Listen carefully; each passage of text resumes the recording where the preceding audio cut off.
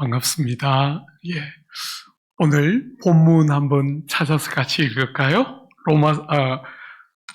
요한계시록 2장 8절부터 11절까지입니다. 요한계시록 2장 8절부터 11절. 짧지만 한번 제가 한 절하고 여러분들 한 절 보시고, 여러분들은 세 번역으로 읽으시고, 저는 또 다른 걸로 같이 한번 제가 8절 하겠습니다. 스무나 교회의 사자에게 편지하라. 처음이며 마지막이요 죽었다가 살아나신 이가 이르시되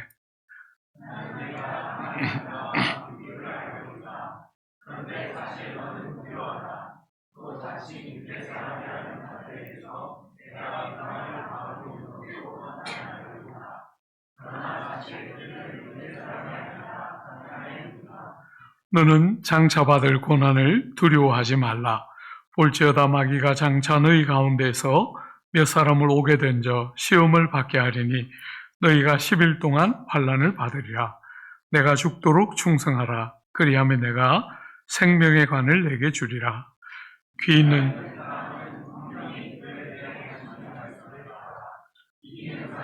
둘째 사망의 해를 받지 아니하리라. 아멘.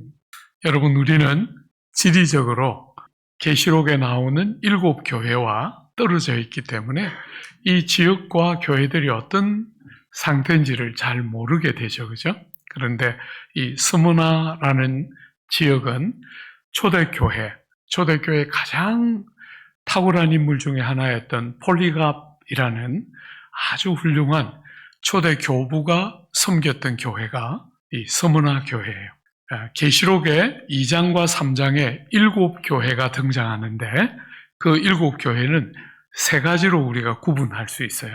첫 번째는 칭찬도 들으시고 또 꾸중도 듣는 세 교회가 등장하고요.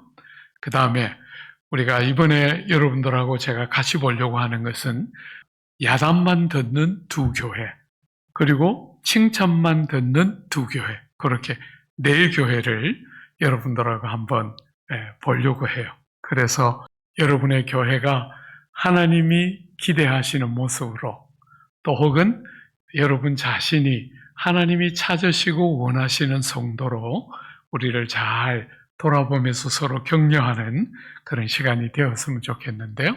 오늘 첫 시간에 우리가 먼저 보는 이 스무나 교회는 칭찬만 듣는 교회예요. 내일 아침에 보는 4대 교회는 야단을 듣는 교회고, 내일 저녁에 보는 빌라델비아 교회는 칭찬만 듣게 되고, 하다 보니까 주일날이 되어서 너무 죄송한데 주일은 라오디게아 교회, 야단을 듣는, 어쩌면 여러분이 한 번씩은 다 생각하고 이미 설교를 들었을 가능성도 있는 교회인데요. 한번 그렇게 보려고 해요. 여러분이 주님이 칭찬하시는 첫 번째 교회인 스무나 교회. 스무나 교회는 어떤 교회입니까? 여러분이 읽은 본문 짧은 넉 절 우리가 읽었는데 어떤 교회죠?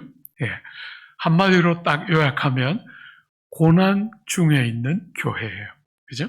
고난을 겪고 있는 교회를 주님이 그렇게 칭찬하시고 사랑하신 그 교회임을 우리가 보게 돼요. 제가 이렇게 목회자로서 조국 교회를 오랫동안 섬기면서 제일 어려운 주제 중에 하나는 뭐냐면 조국 교회 성도들에게 고난이라는 주제를 성경이 얼마나 많이 가르치고 있는가 하는 것을 설교하기가 너무 어려워요. 많은 성도들이 고난이 없는 것이 하나님의 은혜라고 생각하는데, 여러분이 실제로 신약 성경을 읽어보면 마태복음부터 요한계시록까지 성도와 고난이라는 주제를 빼면 신약 성경이 읽어지지 않을 만큼 고난이라는 주제는 신약 전체를 관통하는 핵심 주제 중에 하나예요. 우리가 특별히 이 기독교를 가르쳐서 진리라고 부르잖아요. 그죠?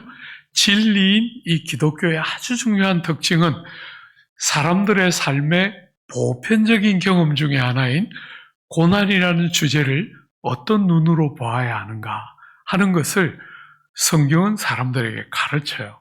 그런데 조국 교회는 보면 조금 보편적으로 보면 고난이 없어야 하나님께 복을 받고 사랑을 받는 거 아닌가 이런 생각을 참 많이 하고, 특별히 제가 이렇게 보면 어지간히 예수 열심히 믿는 사람 중에도 고난을 당하고, 한 번씩 성도들이 저에게 질문해요. 목사님 보시지만 제가 어지간하잖아요. 그런데 주님 나한테 왜 이러실까요? 이렇게 고난을 겪을 때 주님 왜 나한테 왜 이러실까요? 이런 질문 한 번씩 하는 성도들을 보게 돼요. 여러분, 오늘 이 짧은 본문, 넉 절밖에 안 되는 본문인데 여러분과 저의 신앙의 어떤 면에서 본이라고 말할 때 그 본은 초대교회잖아요. 그죠? 초대교회 7교회를 대표적으로 드시면서 칭찬하시는 대표적인 교회가 스무나 교회인데 고난을 통과하고 있는 교회라는 거예요. 그러니까 고난을 당하는 교회를 주님이 그렇게 칭찬하실 때 뭐가 그렇게 좋았을까? 고난을 통과하고 있는데 사랑받지 못하고 관심 없음의 대표가 될 것 같아 보이는 고난이라는 주제인데 주님은 칭찬하고 있다는 거예요. 이 교회에 고난을 통과하는 교회의 주님은 뭐라고 그 고난이라는 주제를 다루어내시고 있는가 한번 보세요. 여러분 9절에 한번 보시면 내가 내 환난과 궁핍을 알거니와 실상은 내가 부요한 자니라. 여러분 여기 환난과 궁핍을 안다 이렇게 말했는데 이 환난은 크게 두 가지로부터 오고 있어요. 첫 번째는 로마 정부로부터. 여러분이 아시는 것처럼 로마는 역사에서 가장 강성한 제국, 가장 강대한 제국을 이루었던 제국이 로마예요. 여러분 보통 이스라엘을 중심으로 이스라엘을 멸망시켰던 바벨론, 페르시아, 알렉산더의 헬라 제국, 로마 이렇게 4개가 대표적인 제국인데 바벨론은 60년 남짓 지탱돼요. 페르시아는 200년 조금 더 있게 돼요. 여러분 헬라 제국은 200년 조금 못 미치는 제국이에요. 근데 로마는 무려 500년 지탱돼요. 500년. 동로마 제국까지 합치면 1600년 존속하는 제국이 그 거대한 땅과 많은 다양한 민족을 가지고 그렇게 오래 지탱되는 제국은 역사에 거의 등장하지 않는데 로마는 굉장히 특출한 제국인 것을 우리가 알 수 있죠. 그죠? 로마는 무려 500년, 그리고 동로마 제국까지 치면 1000년이 넘는 세월을 지탱했는데 로마가 그 광대한 영토와 다양한 민족을 묶어내는 방식으로 뭘 쓰느냐 하면 황제를 신으로 숭배하게 돼요. 황제를 숭배하면서 제국과 민족과 언어와 피부 색깔 다양한 백성들을 묶어내게 돼요.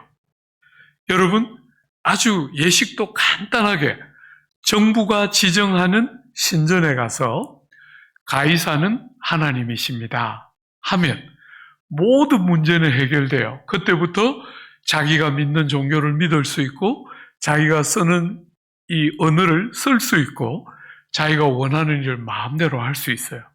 아무도 그 고백을 불편해하지 않는데 누구만? 성도들만. 성도들은 하나님 한 분 외에 혹은 예수님 외에 하나님은 없습니다. 이렇게 고백하니까 이 정부로부터 교회와 성도들은 많은 핍박을 당하게 돼요.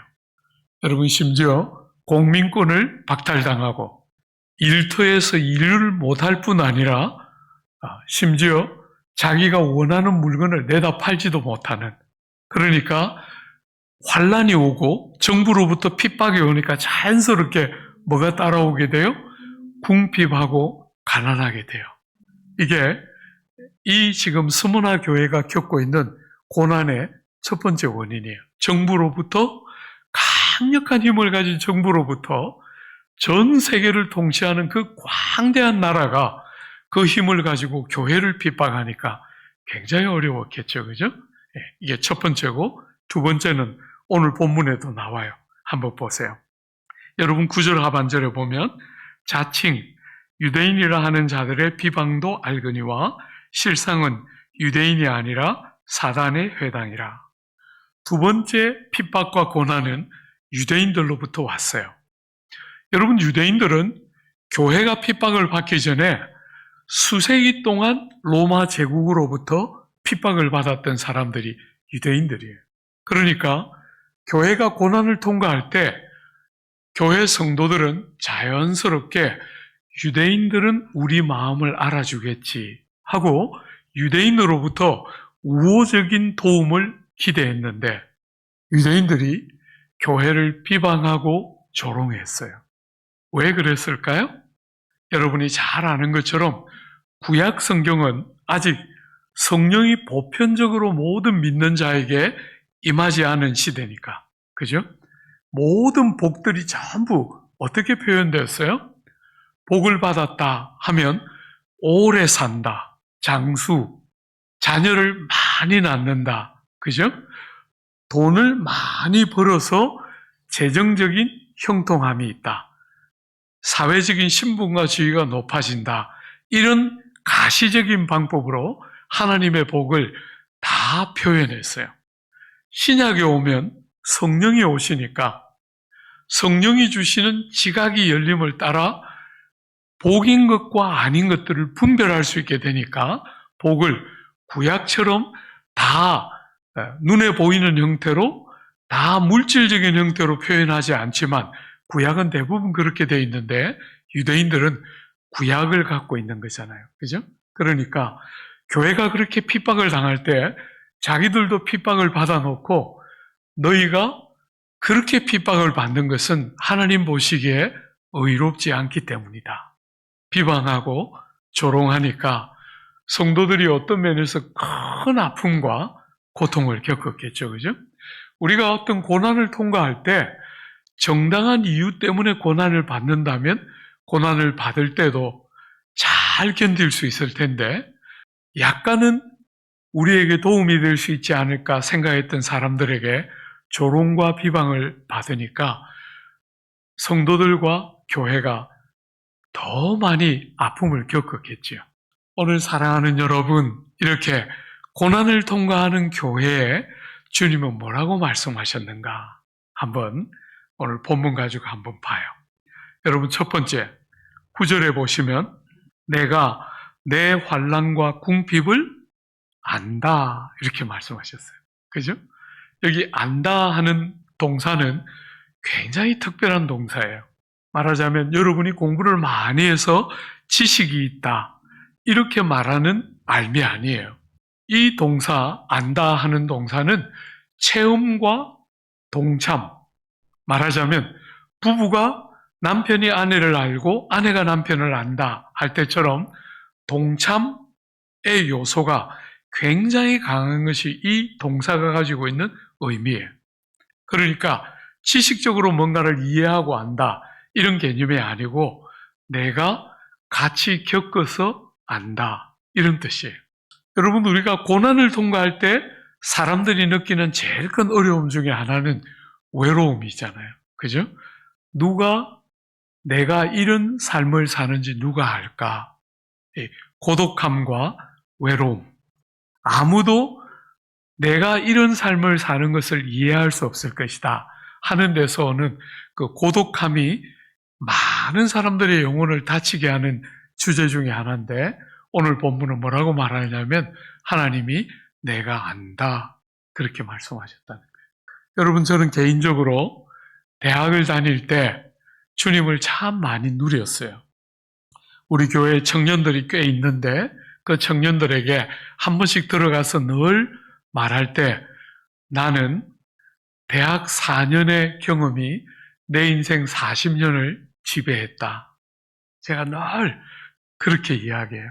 대학 4년 동안 하나님의 은혜 많이 누렸고 그 좋은 교회에서 정말 형님들, 누님들, 너무너무 사랑스러운 아우들 많이 만나면서 그냥 평생 어떻게 하다 보니까 목회를 하게 됐는데 교회 하면 딱 그때 그 교회가 떠올라요.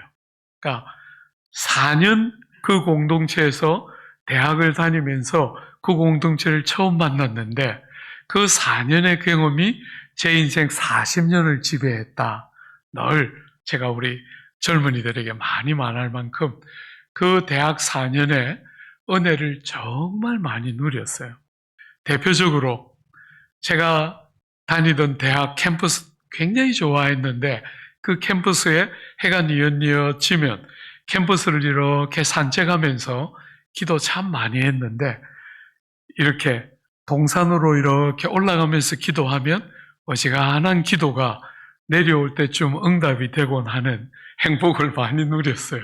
그럴 때인데 그때 제가 주님께 약간 어리광 부리듯이 주님, 하고 많은 제자 중에 유다 같은 거 왜 데리고 다녔어요? 제가 여쭈었어요. 사랑하는 여러분, 12제자를 뽑으실 때 여러분이 그 본문에 보시면 밤이 맞도록 기도하고 뽑았어요. 그런데 그렇게 밤이 맞도록 기도하시고 뽑았는데 유다 같은 제자를 뽑아 데리고 다니신 거예요. 3년이나. 제가 주님께 여쭈었는데 희한하게 그 대답 안 해주셨어요. 그 대답. 저를 처음 보는 분들도 간혹 계시겠지만 제가 약간 잘 웃는 편에 속해요. 예, 생긴 건 자연스럽게 생겨서 볼 게 없는데 잘 웃는 편이거든요. 그래서 우리 성도들이 한 번씩 저분은 뭐 세상 살면서 무슨 고생을 알랴. 저렇게 잘 웃고 저렇게 행복하게 사는 것 같은데 고생 잘 모르겠지 이렇게 생각해요. 근데 사실 목회하면서 정말 많이 울었어요. 예배당에 와보니까 다 착하고 사랑스러운 사람만 있죠?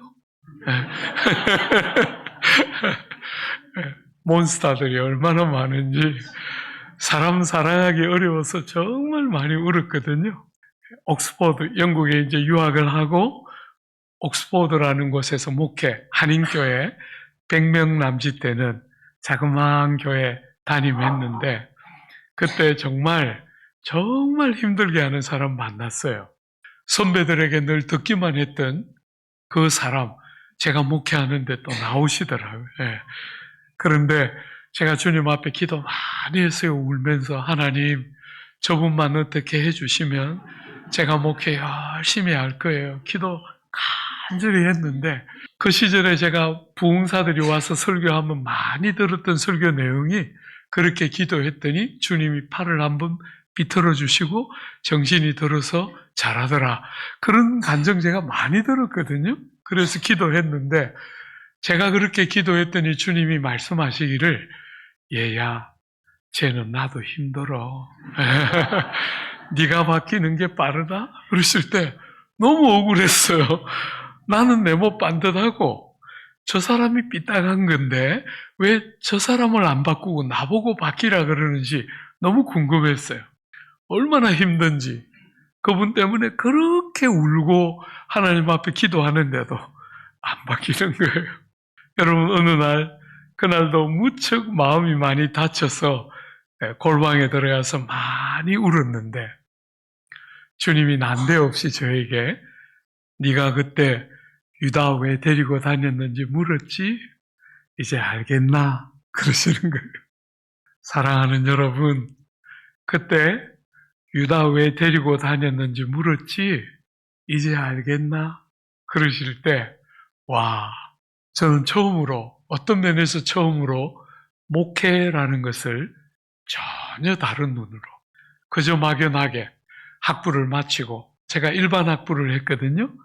정치외교학과 제가 졸업했어요. 그래서 아브라함 가이프나 라이놀 리버처럼 예수 잘 믿는 목사, 예수 잘 믿는 성도 되는 게 꿈이었는데 희한하게 졸업을 앞두고 주님이 2달 앞두고 그때 네가 왜 정외과를 갔는지 모르겠다. 무슨 계산 착오가 있었던 것 같다 하시면서 목사하는 거 어때?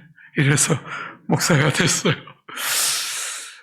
사랑하는 여러분, 목회가 이렇게 어려운 줄 알았으면 오라 하실 때 안 갔을 수도 있을 것 같았는데 아무것도 모르고 일대니까 부르실 때 그냥 기쁘게 딱 갔는데 참 많이 울고 어려웠는데 주님이 저보고 그때 유다 왜 데리고 다녔는지 물었지 하셨을 때 약간 눈이 열렸어요.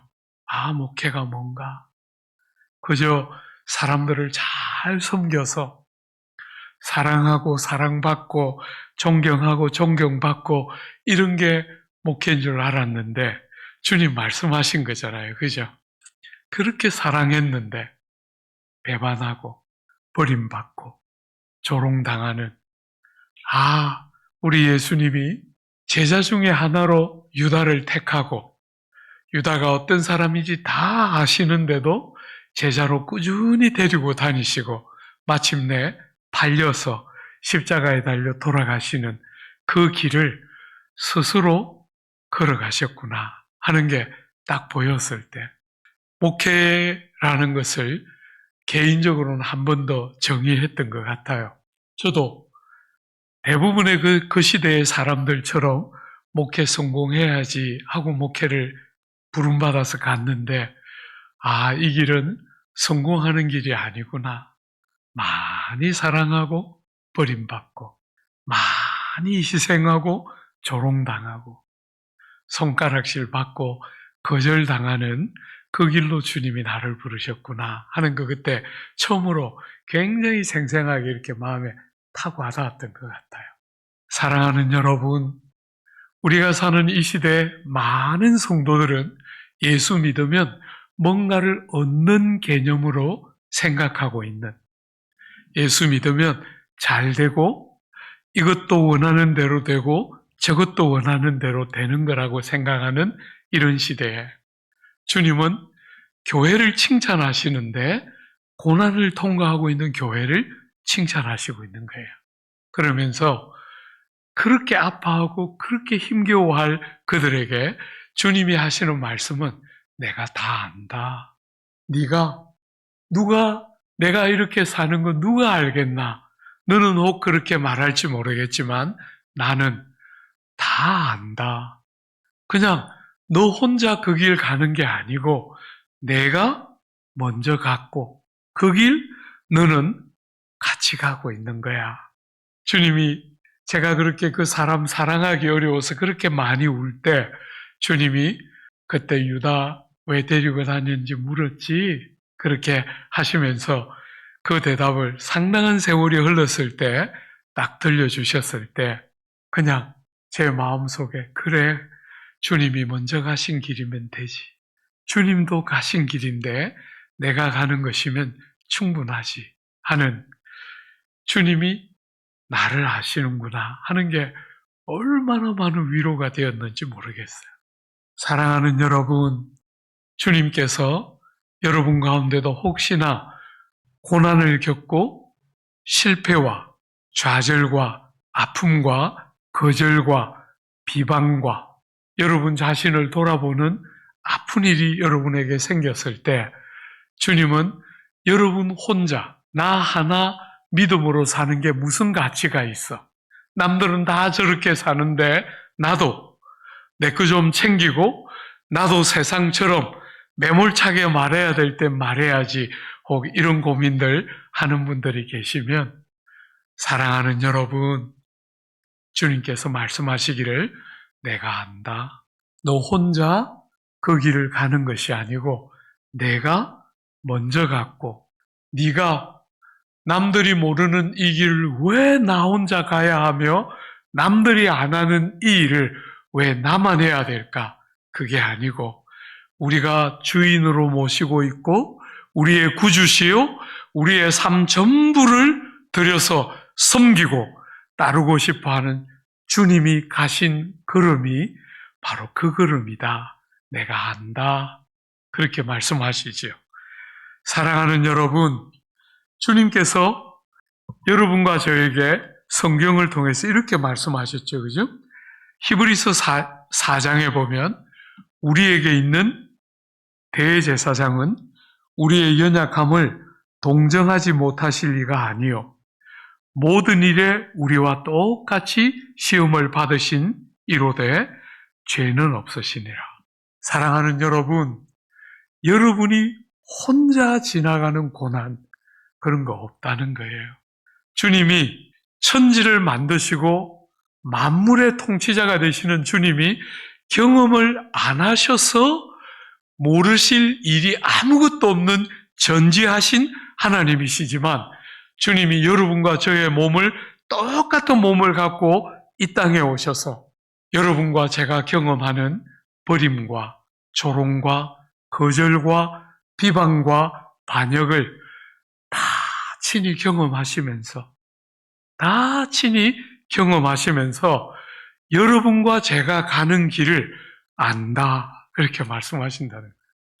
혼자 있는 것이 아니고 여러분이 가는 길과 제가 가는 길을 아내가 남편을 아는 것처럼, 남편이 아내를 아는 것처럼 안다는 거예요. 여러분, 어떤 면에서 제 개인의 삶은 아내를 만나기 전과 아내를 만난 후로 나뉘어지는 것 같아요. 아내를 만나기 전에는 아주 간혹 우리 공동체에 있던 자매들이 저보고 한 번씩 말했어요. 지금 우리 남서울교회 권사신데 저보다 나이가 약간 어린 아우셨는데, 그분이 같은 대학부를 다니면서 한 번은 이야기했어요. 오빠는 참 따뜻한 사람이에요. 이렇게 말하면 제가 표정 관리를 이렇게 하면서 안 들은 것처럼 표정 관리를 썩 하면서 썩 지나가서 속으로 그 친구를 보면서 말했어요. 사람 보는 눈은 있어가지고. 그렇게 좋아하면서 이렇게 썩 지나갔는데, 아닌 척 표정 관리하면서 썩 지나갔는데, 그 따뜻한 오빠인데 결혼을 딱 하니까 그 따뜻한 오빠는 간데없고 속에서 온갖 들짐승들이 튀어나오는데 정말 못 봐줄 만큼 거친 짐승들이 속에서 다 튀어나오더라고요. 여러분, 그래서 제가 하루는 아내한테 말했어요. 너는 은사가 참 특별하다. 내가 이렇게까지 인생을 살아오면서 내 속에서 이렇게 온갖 종류의 짐승을 꺼내는 사람은 네가 처음이다. 제가 아내한테 어쩌면 너는 그렇게 아무도 내 속에서 끄집어내지 않던 그 각종 짐승들을 골라서 다 그렇게 끄집어낸, 너는 은사가 참 특별하다. 그러니까 아내가 막 울면서 그것도 내 잘못이야? 이러면서 막 울었어요. 여러분, 정말 토끼 같은 아내를 선물로 주셔서 만났는데, 그 아내를 온갖 들짐승을 끄집어내면서 그렇게 제대로 사랑하지 못하는 사람일 거라고 한 번도 생각 안 했는데 그렇게 어리석은 일을 많이 하더라고요. 목사인데 더군다나. 여러분, 우리는 그 이후에도 참 많이 다투었어요. 아내가 어디 가면 이제 제발 60 넘은 할아버지가 아내랑 많이 다퉜다는 이야기 좀 하지 말라 그러는데 할 이야기가 그거밖에 없어요.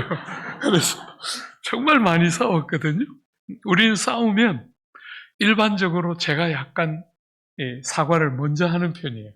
옥스포드에서 목회를 하는데 그날도 대판 싸우고 어디 갈 데가 없으니까 목사가 운전을 해서 도서관에, 여러분 옥스포드 대학 도서관 주민들도 도서관을 쓸 수 있는 출입증을 줬기 때문에 아내랑 대판 싸우고 어디 갈 데가 없어서 운전을 해서 대학 도서관에 가서 할 게 뭐가 있어요, 그죠? 영어로 보면 또 머리 아프고 하니까 한글로 된 성경 갖고 가서 성경 읽다 보니까 또 제가 보이잖아요, 그죠? 그래서 제가 아내한테 그날도 운전해서 들어가서 오늘 내가 잘못했네, 미안해, 그렇게 말했더니 아내가 저를 딱 이렇게 눈을 딱 이렇게 정색을 하면서 쳐다보더니 오늘 당신의 사과에는 진정성이 결여되었다.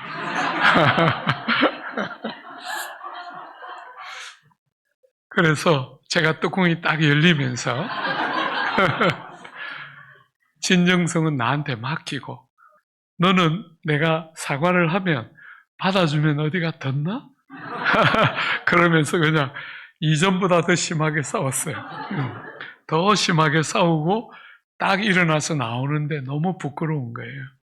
제가 봐도 진정성이 결여되어 있었거든요.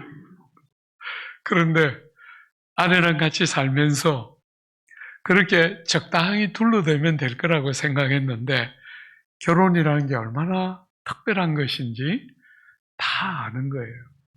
정말 알더라고요. 오늘 당신의 사과에는 진정성이 결여되었다. 안 지려고 막 악을 쓰면서 어지간히 이긴 것 같은 느낌을 가지고 딱 돌아서는데 너무 부끄러웠어요. 사랑하는 여러분, 어떤 면에서 아내와 남편의 관계가 그렇다는 것이 깨달아진 그 어떤 순간부터 삶은 정말 약간씩 달라지기 시작했던 것 같아요.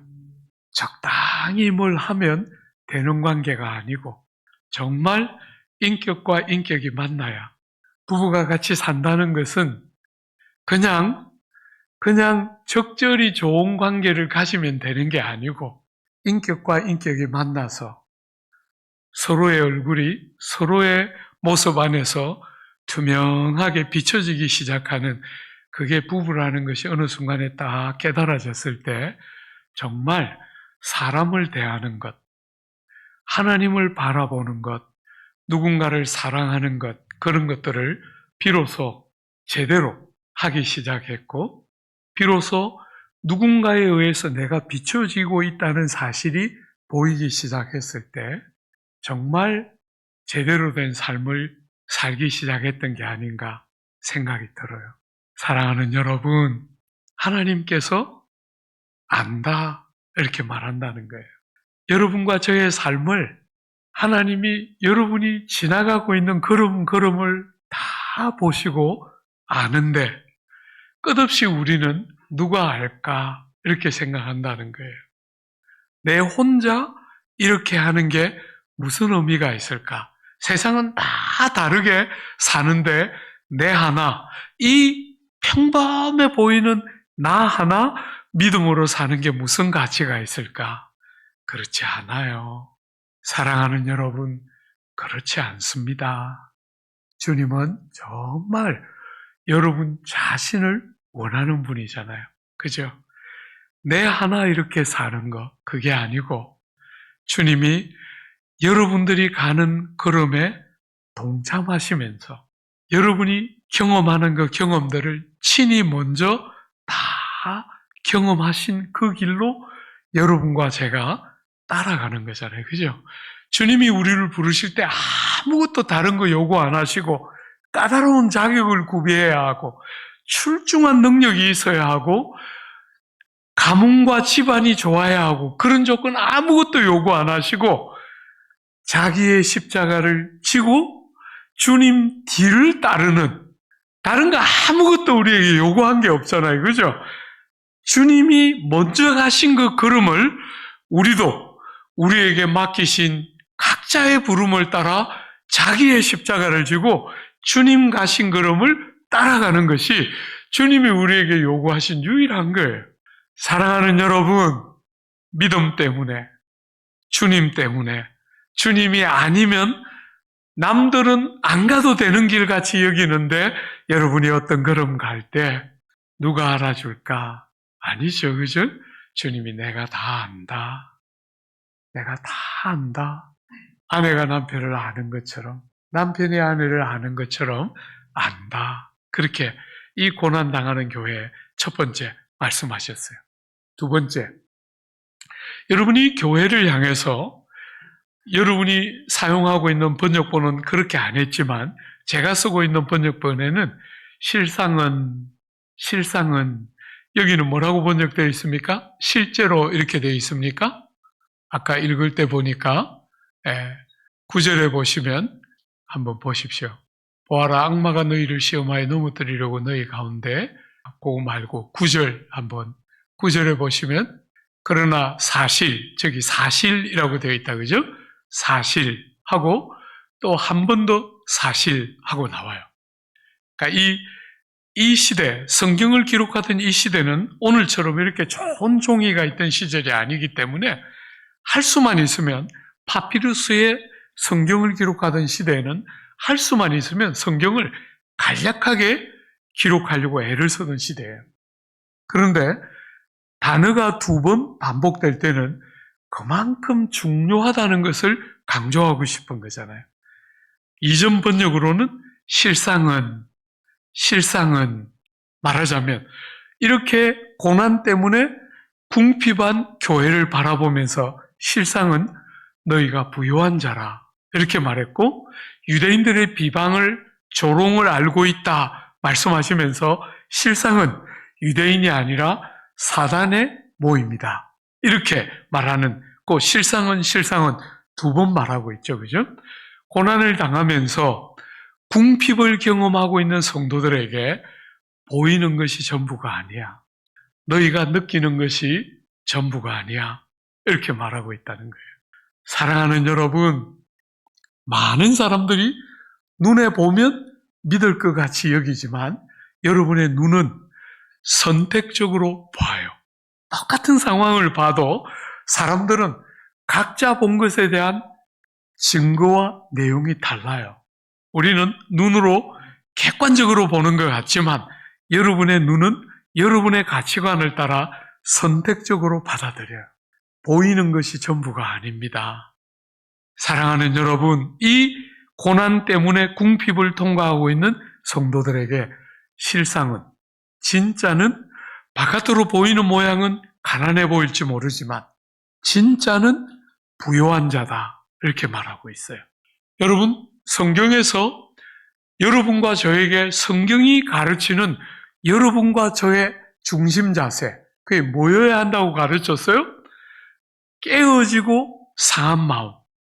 주님이 찾는 심령은 자기의 죄와 무가치함을 보면서 하나님 앞에 깨어지고 상한 심령을 가진 자를 주님은 원하고 찾으셔요. 여러분, 산상설교에 보면 팔복이 나오지 않습니까? 제일 첫 번째 복이 뭐예요? 심령이 가난한 자는 복이 있다 이렇게 말해요. 여러분이 여러분 자신의 인격의 중심이라고 할 수 있는 마음을 돌려다볼 때 아무것도 꺼내서 말할 것이 없고 무엇도 끄집어내서 자랑할 거리가 없는 심령이 가난한 자가 복이 있다는 거예요. 2번째 복이 뭡니까? 그 심령이 얼마나 가난하냐면 너무 의지가지 없는 자신의 가난과 무가치함들이 보이니까 애통하는 거잖아요. 그죠? 가슴을 찢으면서 우는데 그런 자가 복이 있다는 거예요. 세상은 죽었다 깨어나도 안 보이죠. 세상이 생각하는 복이라는 것은 잘되고 쉽고 편한 것인데 주님은 이 고난을 통과하면서 가난을 경험하고 있는 성도들에게 실상은 너는 정말 부요한 자라. 산상설교처럼, 그죠? 주님이 우리에게 찾고 있는 그 상하고 깨어진 마음. 뭐 때문에요? 여러분이 그 고난을 통과하면서 여러분을 보는 거잖아요.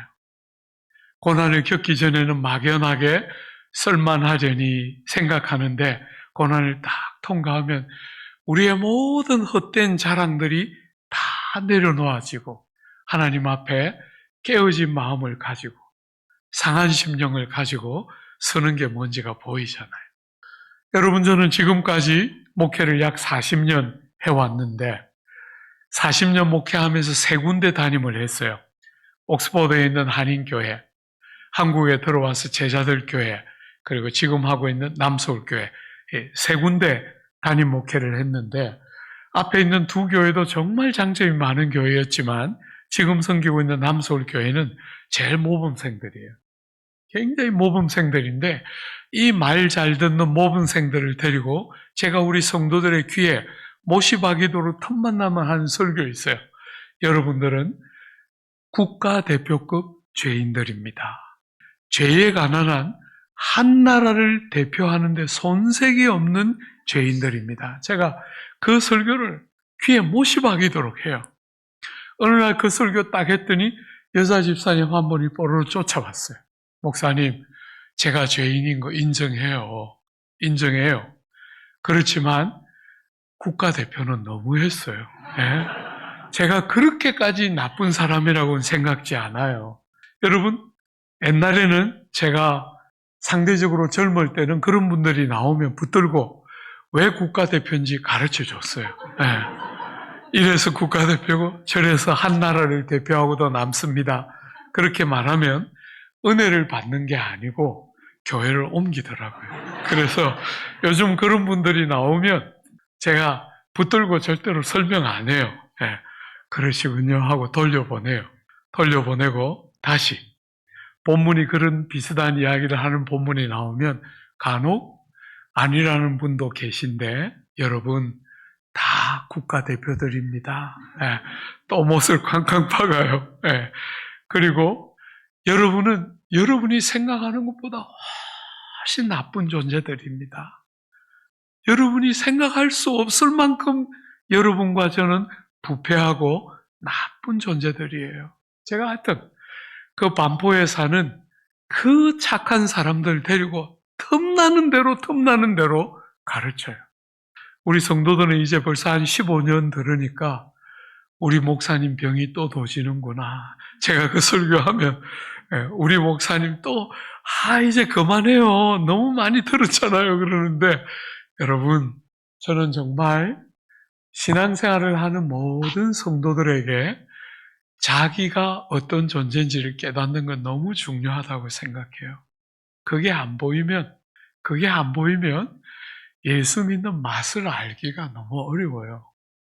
그게 보여야 사람들이 나한테 뭐라 그러는지, 사람들이 나에게 주는 평가가 뭔지 그런데 좀 덜 영향받고 그게 딱 보이면 하나님 앞에 서서 애통해하는 게 뭔지가 보이는 거예요.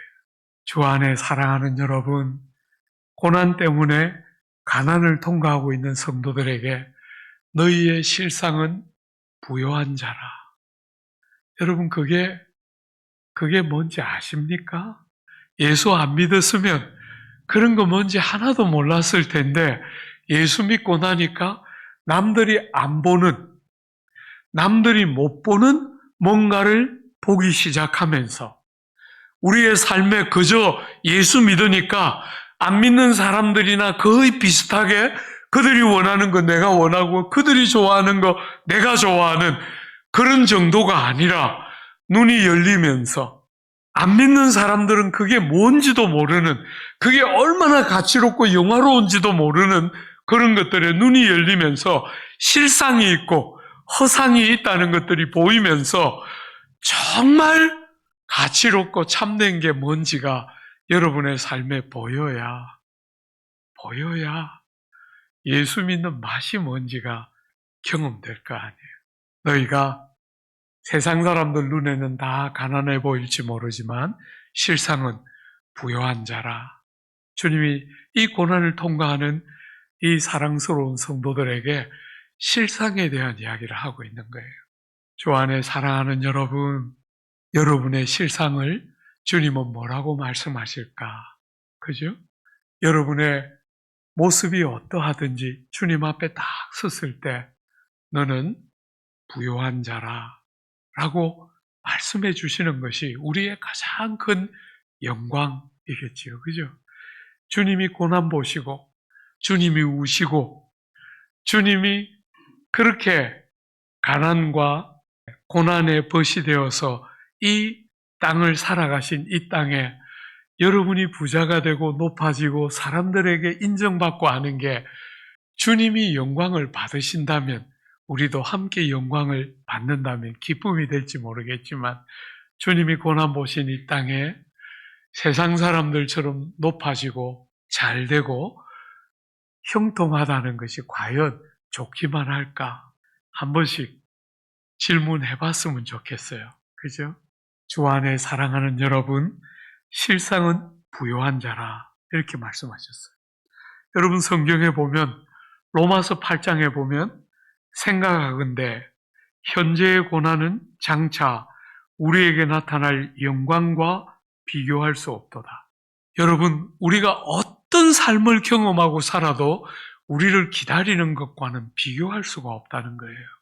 그 고난이 아무리 커도 그 고난이 가져오는 비참이 아무리 많아도 우리를 기다리고 있는 것, 그 영광과는 비교도 할 수 없다고 말하고 있어요.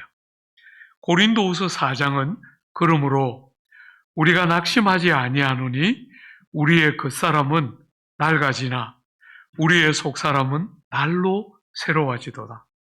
우리가 잠시 받는 환난에 경한 것이 지극히 크고 영원한 영광에 중한 것을 우리에게 이루게 함이니. 우리가 이 땅을 살아가면서 적지 않은 환난을 경험하는데 성경은 말하기를 그 환난이 어떤 것이든지 가벼운 것이고 잠시에 불과하다면 우리를 기다리는 그 영원한 영광에 크고 영원한 것과 비교할 수 없다. 이렇게 말하고 있다는, 실상은 부요한 자라 이렇게 말했어요. 세 번째, 여러분이 고난을 통과하고 고난 때문에 가난해져 있는 이 교회에 주님이 말씀하신 세 번째 한번 보세요. 10절이에요. 여러분, 너는 장차 받을 고난을 두려워하지 말라. 무슨 말을 하고 있는 거예요? 고난이 또 오고 있다는 거예요. 어떤 면에서 네가 충분히 고난받았으니까 이제는 고난이 없을 거야 하면 훨씬 좋을 것 같은데, 주님은 고난을 이런 눈으로 다루시면서 장차 받을 고난을 두려워하지 말라. 세 번째로 두려워하지 말라 이렇게 말씀하세요. 여러분, 참 어떤 면에서는 개인적으로 여기에 저보다 형님, 누님들도 좀 보여요. 대부분 아웃이지만 형님, 누님들도 좀 보이거든요. 그런데 여러분, 나이 들미 개인적으로 목회자로서 너무 기쁠 때가 있어요. 많은 게 깨달아져요. 젊을 때보다 나이를 먹어갈수록 많은 게 깨달아져요. 그 중에 하나가 한 번씩 제가 조국 교회에서, 우리 교회에서 몸담아 설교할 때 한 번씩 제가 우리 아들, 딸들 생각하면 마음이 얼마나 상하는지 모르겠어요. 세상이 이 소중한 아들과 딸들을 그냥 안 두고 얼마나 공갈로 협박으로 이 귀한 아들과 딸들을 그냥 안 두고 그냥 목을 졸라대는지 보고 있으면 막 부화가 날 때가 너무 많아요. 이렇게 인생을 거의 다, 여기에 뭐 백수까지 하고 싶은 분도 있겠지만 저는 하여튼 손발 움직이다가 걷기 힘들 때쯤은 빨리 좀 갔으면 좋겠어요. 물론 원하는 대로 되는 건 아니지만, 그죠? 어쨌거나 제가 볼 때는 한 8순 정도 되니까 어지간하더라고요. 그래서 그 어간에 좀 잘 갔으면 좋겠다. 늘 그렇게 기도하고 있어요. 우리 아버님도 늘, 제가 집사람하고 아버지 모시고 한 15년 살았는데 아버지 늘 말씀하셨어요. 아들, 화 목사, 아버지는 100살까지 살 거니까 그렇게 하라. 늘 말씀하셨어요. 제가 우리 집사람한테는 한 번도 말 안 했어요. 예, 심장마비 걸릴까 싶어서. 예, 감사하게 85세 먼저 가셨어요. 여러분, 참 세상을 늘 그렇게 오래 살고 싶은 분들도 계시지만 어쨌거나 그냥 그렇게 오래 사는 게 꼭 좋은 건 아니고 나이를 어지간히 먹어가니까 많은 것들이 깨달아져요. 많은 것들이 깨달아지고 보이니까 너무 좋은 것 중에 하나가, 여러분, 세상이 얼마나 거짓말로 자녀들의 목을 많이 조르는지가 보여요. 시행착오해도 되는데 우리 아들, 딸들이 부모의 테두리 안에 있고 부모의 보호 아래에 있을 때 실패해도 되는데, 시행착오해도 되는데, 우리 아들, 딸들이 마음껏 부모의 사랑과 너른 품에서 좀 남들 볼 때 제대로 된 길 못 가는 것 같아도 되는데 세상이 끝없이 공갈하니까 우리 자녀들이 좀 천천히 가도 늦어지는 것이 아닌데, 좀 천천히 속도가 지금 덜 나고 있을 뿐인데 때가 되면 그렇게 가지는 순간들이 반드시 오게 되는데, 우리 아들과 딸들을 세상이 얼마나 쪼아대는지 그냥 보고 있으면 부화가 나서 못 견디겠어요. 그냥 좀 둬라. 괜찮다. 조금 늦어지는 것에 불과하지 꼭 속도가 그렇게 빨라야만 능사가 아니라는 이야기를 수도 없이 해주고 싶은데 세상은 우리 자녀들 너무나 협박하면서 지금 잘못하면 평생 후회할 거다. 저도 많이 듣고 자랐어요. 네. 죄송합니다, 여러분. 바보 같은 결정, 예수 안 믿었으면 안 했을 결정, 저도 몇 번 하고 살았어요. 바보 같은 결정했는데, 결정을 하고 나서 정말 두려웠어요. 세상이 하도 아니라 그러니까. 내가 평생 후회하며 살지 않을까, 한 번씩 두려움이 없었던 거 아닌데, 30 몇 년 전에 제가 결정했던 결정 생생하거든요. 한 번도 후회하지 않고 왔어요. 사랑하는 여러분, 세상이 여러분을 협박할 때, 말씀을 따라 살기를 흔들어대면서 세상을 따라 살아야 된다고 말할 때, 여러분, 오늘 본문이 말하는 것처럼 두려워하지 말라. 사람을 두려워하지 말고, 환경을 두려워하지 말고, 그게 여러분의 인생에 결정적인 영향을 미칠 것 같지만 그렇지 않고 하나님이 여러분과 함께 계시기 때문에 두려워하지 마라. 앞으로 또 고난이 올 텐데 두려워하지 마라. 이미 고난을 겪으면서 그 고난 때문에 환난을 경험하고 궁핍을 경험하고 있는데 이미 됐다.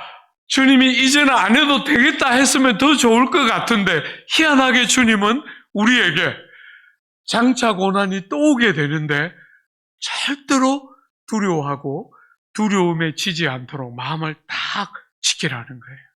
여러분, 정말 이렇게 이제 어떤 면에서 이제 올해 저는 은퇴하는 목사니까, 그죠? 은퇴하는 사람으로서 사랑하는 아우들에게 진짜 말하고 싶어요. 무서워할 거 아무것도 없다. 정말 그래요. 시인이, 오랜 세월 전에 시인이 이렇게 말했죠. 여호와는 나의 빛이요 나의 구원이시니 내가 누구를 두려워하리요. 여호와는 내 생명의 능력이시니 내가 누구를 무서워하리요. 사랑하는 여러분, 여러분이 동서고금을 막론하고 서양이나 동양이나 과거나 현재나 어떤 사람이든 성도들 중에 제일 좋아하는 성경 뭡니까 하면 여러분 탁 떠오르는 성경 본문 뭐예요? 여러분이 제일 좋아하는 성경 뭐예요? 너무 안 읽어서 모르는 거 아니죠? 네. 여러분, 동서고금을 막론하고 모든 시대를 살았던 사람들이 제일 사랑한 본문 뭐가 있을까요? 제일 대표적으로 시편 23편이겠죠. 그죠? 여러분, 근데 그 시편 23편을 왜 모든 사람들이 그렇게 좋아하는지 생각해 본 적이 있어요? 그 자체가 너무 아름답기도 하지만 여러분, 그 시편 23편의 한가운데를 꽉 뚫고 어떤 주제가 나와요? 사망의 음침한 골짜기 나와요. 모든 인생들의 공통된 삶의 경험이라 할 수 있는 고난이라는 주제가 그 시편의 한가운데를 쫙 꿰뚫고 흐르고 있는 거예요. 그 목가적인 아름다움, 여호와가 우리의 목자시니까 푸른 초장으로 실만한 물가로 우리를 이끌어가는 그 아름다움도 너무 좋지만 그게 만약에 4절에 나오는 사망의 음침한 골짜기가 없었는데도 사람들이 그렇게 좋아했을까? 저는 한 번씩 고민을 하거든요. 그런데 정말 어느 날 그 4절을 읽고 있는데 어느 날 약간 눈에 들어왔어요. 여러분, 4절을 기점으로 앞과 뒤가 얼마나 다른가 보신 적이 있어요? 사망의 음침한 골짜기를 통과하기 전과 사망의 음침한 골짜기를 통과하고 나서 시가 달라지고 있어요. 여러분, 사망의 음침한 골짜기를 통과하기 전에도 시인은 여호와가 나의 목자니까 부족함이 없었어요. 그런데 사망의 음침한 골짜기를 딱 통과하면 주께서 내 원수의 목전에서 상을 베푸시니 뭐라고요? 내 잔이 넘치나이다. 차이가 약간 보이세요? 원래도 부족한 건 없었어요. 그런데 사망의 음침한 골짜기를 딱 통과하자 부족함이 없는 그 자리에 머물러 있지 않고 잔이 넘치기 시작하는 거예요. 참 역설적이죠? 기독교 신앙은 참 역설적이에요. 세상은 상상도 할 수 없는 요소들을 신앙은 그 안에 가지고 있어요.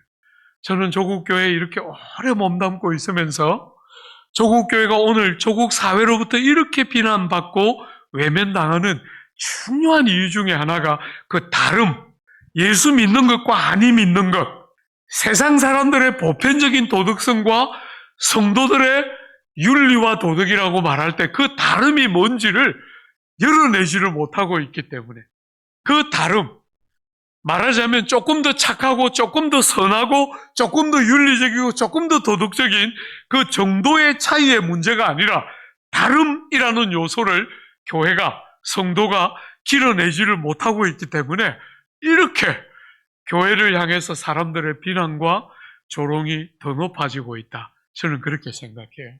사랑하는 여러분, 성도들의 눈에 열리는 고난을 통과하는데 많은 것이 두려울 수밖에 없는 우리의 삶에 아무것도 두려워하지 말고, 고난이 또 올 터인데 아무것도 두려워하지 말고, 그게 사람이든 그게 환경의 변화든 어떤 것도 두려워하지 말고, 주님이 우리의 목자가 되시니까, 선한 목자가 되시니까 두려움 앞에 쉬지 말고 우리를 사망의 엄청난 골짜기를 통과하기 전과 후에 그 감격스러운 고백을 쏟아냈던 시인처럼 우리의 삶을 그렇게 데려가는 아버지의 측량할 길 없는 은혜와 신묘막처감을 우리의 삶에 여시는 주님의 영광을 바라보면서 두려워하지 말라, 그렇게 말씀하고 있는 거예요. 오늘 본문에 두려워하지 말라고 말하면서 뭐라 그랬어요? 열흘 동안 사람을 옥에 가두어서 열흘 동안 고난을 받아 유혹에 빠지고 시험에 들게 할 터인데 그때 두려워하지 말라는 거예요. 여러분이 요한계시록 같은 묵시의 책에 나오는 숫자는 상징성이 대단히 강한 숫자예요. 그러니까 열흘 할 때 하루 이틀 열흘 이런 뜻이 아니죠. 그죠? 10은 무슨 숫자예요? 완전 숫자예요. 7도 완전 숫자고 그 완전 숫자인데 그 완전 숫자인 열흘이라고 10일 동안 고난을 받는다 이렇게 말할 때 그 10일은 말하자면 완전한 정도의 상당한 기간을 상징적으로 보여주는 것이죠. 그렇지만 동시에 10일이라고 굳이 말을 해야 하는 이유는 상당한 기간이지만 반드시 끝이 있다는 것을 강조하고 싶은 거잖아요. 그죠? 여러분 개인적으로는 코로나가 거의 끝나갈 때 약간 두려움이 밀려왔어요. 조국 교회나 사회는 어려운 일이 딱 닥치면 사람들이 긴장을 바짝 하다가 어려운 일이 끝나가면 다 잊어버리고 흐지부지 되잖아요. 그래서 코로나가 끝나갈 즈음에 두려움이 생겼어요.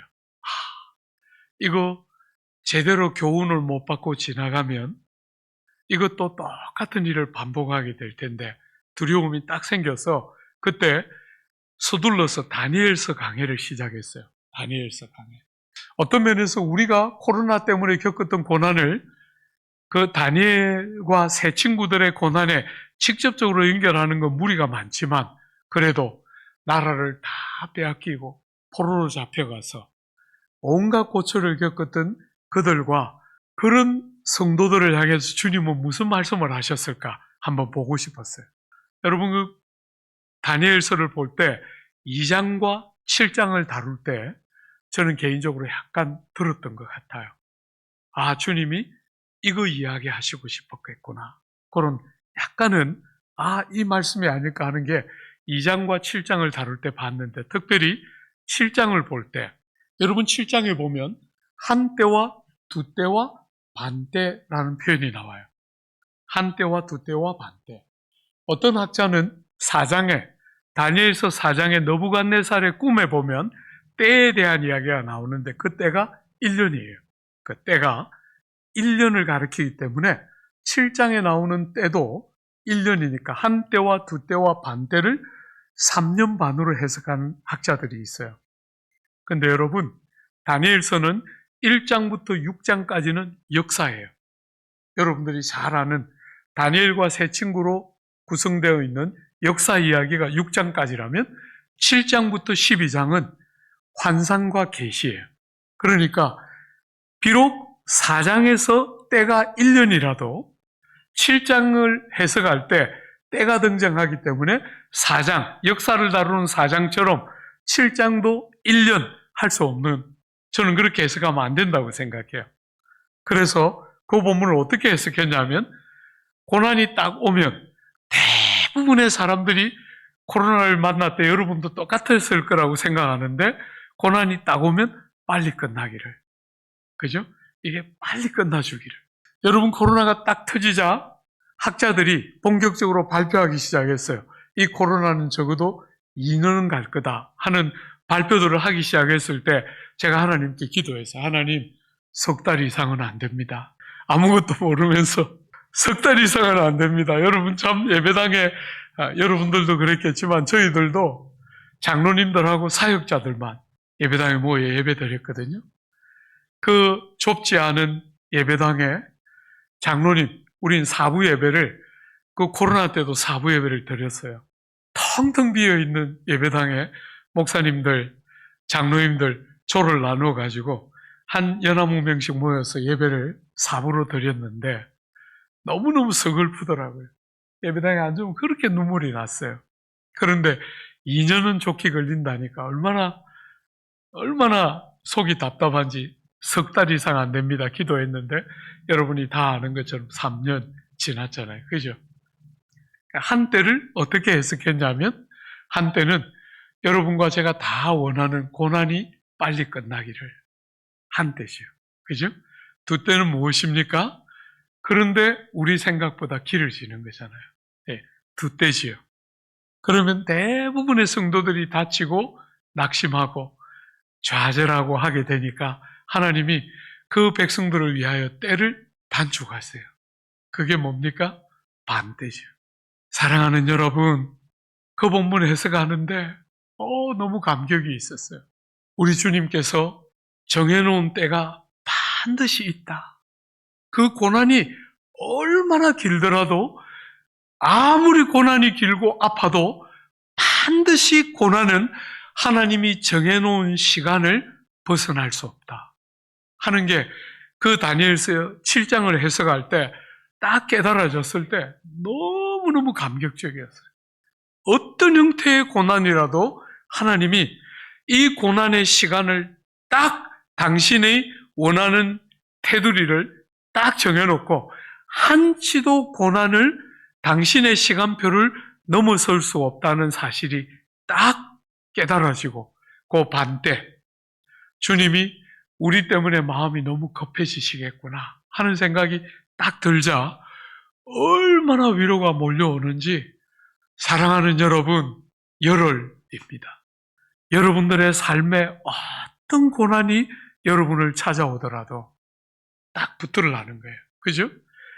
정해놓은 하나님의 시간 동안, 우리가 생각하는 것보다 길 수 있지만, 사랑하는 여러분, 그 정해놓으신 하나님의 시간표를 한치도 넘어설 수 없는 줄 딱 붙들고, 절대로 두려워하지 말고, 절대로 세상 논리처럼 흔들리지 말고, 사람들이나 환경의 변화에 대한 두려움들에 휘둘리지 말고, 주님을 딱 신뢰하는 자답게 아무것도 무서워하거나 두려워하지 말고, 사랑하는 여러분, 견고히 믿음으로 딱 믿음으로 서서 하나님이 나를 얼마나 사랑하시는지를 딱 붙들고 아무것도 두려워하지 말고 하나님의 사랑 때문에 담대하게, 여러분 정말 부탁하고 싶어요. 저는 젊을 때 그렇게 못 살았는데 제가 우리 청년들에게 자주 말해요. 제발 길들여지지 않는 사람으로 세상을 살아야 한다. 맹수처럼 길들여지지 않는 사람으로 세상을 살아야 한다. 세상은 세상의 방식대로 살지 않으면 안 된다고 끝없이 외칠 때 절대로 세상의 방식 말고 하나님의 사람의 방식, 하나님의 방식으로 거칠하게 길들여지지 말고 야성이 끝까지 살아있도록 절대로 세상과 타협하지 않고 믿음으로 담대하게 담력을 가지고 딱 서서 주님 앞에 담대하게 살아야 한다. 그게 제가 우리 청년들에게, 우리 아들과 딸들에게 제일 많이 하고 싶은 이야기예요.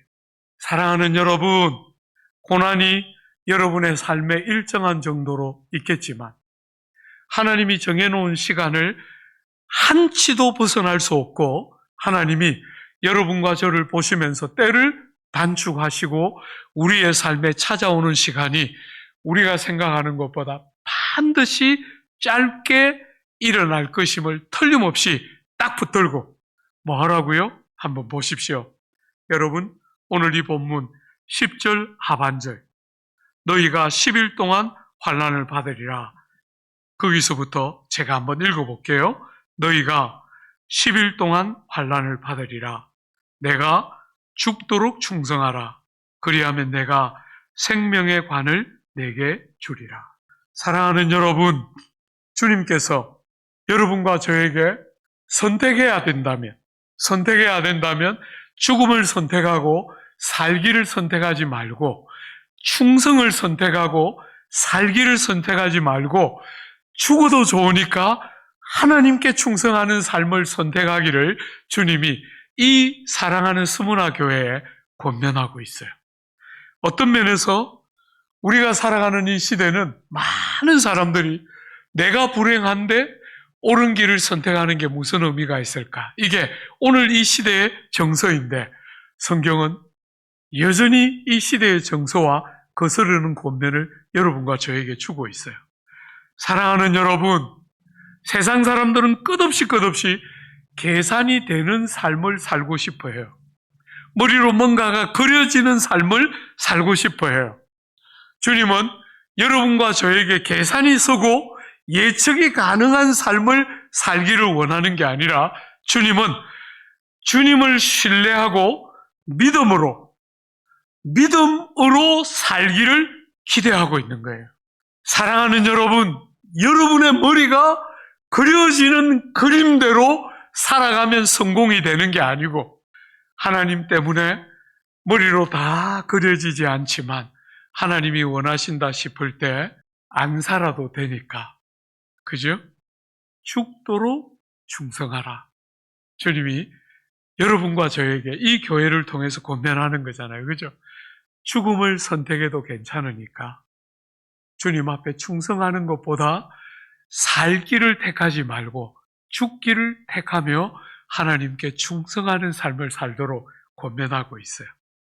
여러분, 예수께서 제자들에게 말씀하셨죠? 예수께서 제자들에게 이르시되 누구든지 나를 따라오려거든 자기를 부인하고 자기 십자가를 지고 나를 따를 것이라. 누구든지 제 목숨을 구원하고자 하면 잃을 것이요 누구든지 나를 위하여 제 목숨을 잃으면 찾으리라. 사랑하는 여러분, 세상이 생각하는 것과 너무 다른 권면을 하고 있는 거죠. 그죠? 누구든지 살고자 하면 죽는다는 거예요. 근데 누구든지 주를 위하여 죽고자 하면 산다는 거예요.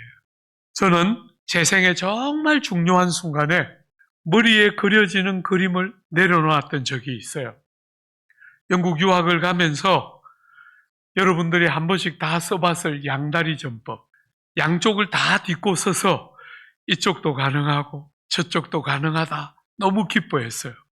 이쪽으로 가도 되고 저쪽으로 가도 되고 너무 좋아하고 사는 저에게 어느 날 주님이 한쪽 다리 떼 이렇게 저에게 선택을 요구하셨을 때가 있었어요. 여러분, 그 선택을 요구받고 다리 한쪽을 딱 뗐을 때 제가 평생 저에 대해서 가지고 있었던 그림이 한순간에 딱 날아갔어요. 너무 두려웠죠. 그죠? 그 그림이 다 없어지니까 너무 두려웠는데 그때부터 정말 보이기 시작했어요. 믿음으로 사는 게 뭔가. 우린 늘 계산이 되고 예측이 되는 어떤 삶, 우리가 그리고 세상에 의해서 직접 간접으로 다양한 형태로 우리 속에 주입되어 있는 다양한 그림을 붙들고 살고 싶어 하는데 주님이 때로 우리의 삶에 오셔서 아니야, 한쪽 다리 떼 이렇게 말할 때 사랑하는 여러분, 두려워하지 말고 한쪽 다리 한번 떼봐요.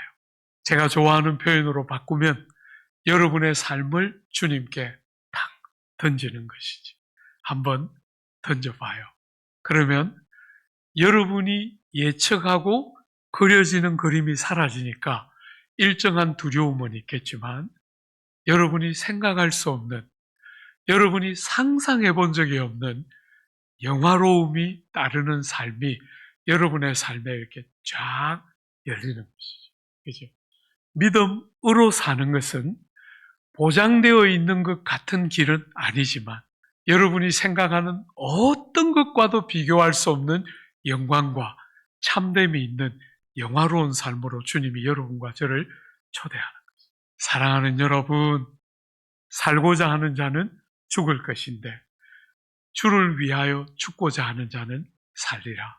여러분 모두가 하나같이 주님을 선택하고 주님께 충성함을 선택하면서 정말 길이 없는 것 같은데 길이 열리면서 제대로 사는 삶의 길이 열려지는 복됨과 부요가, 그래서 여러분 모두의 삶에 이 서문화 교회처럼 안 되는 것 같은데 되고, 잃는 것 같은데 얻고, 없는 것 같은데 많은 사람을 부요하게 하고, 사람들이 볼 때 넘어지는 것 같은데 망하지 않는 이 믿음으로 사는 삶의 참된 복락과 영광이 여러분 모두의 삶에 꾸준히 변함없이 역사하고 임하게 되기를 기대하고 축복합니다.